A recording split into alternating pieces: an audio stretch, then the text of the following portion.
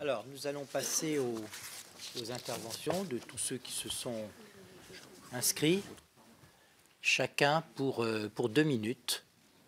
J'ai pas vu Monsieur Juanico. Où est-ce qu'il est? Ah, là-bas au fond. Monsieur Juanico.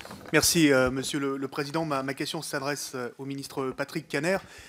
Pourriez-vous, Monsieur le ministre, nous faire un premier bilan des mesures fiscales qui ont été votées en loi de finances rectificative en 2014 en faveur des commerces de proximité dans les 1500 quartiers prioritaires de la ville, notamment sur les questions d'exonération fiscale de la CFE, de la CVAE et de la taxe foncière sur les propriétés bâties.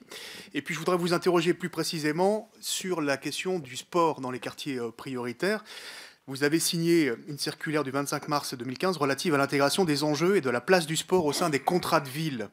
Pourriez-vous nous faire un premier bilan, même s'il est encore un peu tôt pour bien évidemment évaluer tous ces contrats de ville, notamment sur la question du plan citoyen du sport, du nombre de postes créés d'éducateurs sportifs dans les quartiers, sur les questions d'accès au métier du sport, c'est le plan Sésame, sur le plan J'apprends à nager, sur l'offre pratique mixte, notamment en direction du public féminin, qui vise à favoriser l'accès à la pratique encadrée dans les clubs de ces quartiers prioritaires de la ville, mais aussi de l'intégration des activités physiques et sportives au sein des projets éducatifs de territoire, notamment à travers les parcours de découverte multi-activités.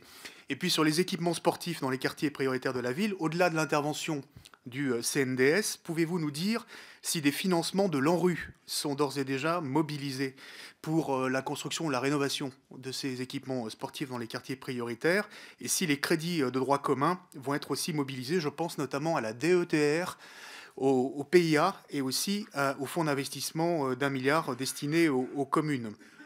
Par ailleurs, par rapport aux subventions données aux associations sportives dans ces quartiers prioritaires de la ville, pouvez-vous nous dire si par rapport aux critères de localisation des clubs sportifs dans le périmètre quartier prioritaire de la ville, il existe une souplesse d'appréciation dans les services déconcentrés de l'État, dans le choix des projets, en fonction par exemple du critère public défavorisé accueilli?